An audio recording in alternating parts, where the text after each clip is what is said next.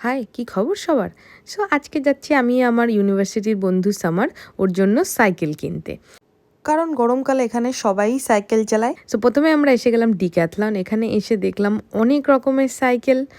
তারপরে এদিকে রয়েছে ছোটদের সাইকেল, দেখে আমার তো খুব ভালো লাগলো। তারপর এর পাশে দেখলাম আমরা দুটো ইলেকট্রিক্যাল সাইকেল, এইগুলোর দাম প্রায় 2 থেকে 2.5 লাখ টাকা করে।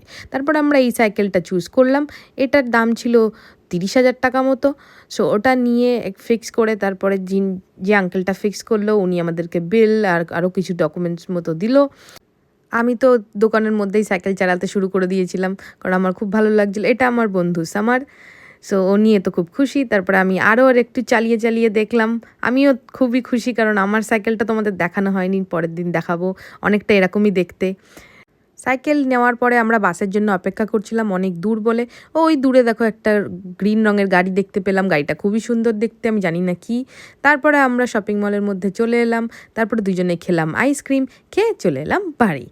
ভিডিওটা ভালো লাগলে প্লিজ ফলো করে দিও।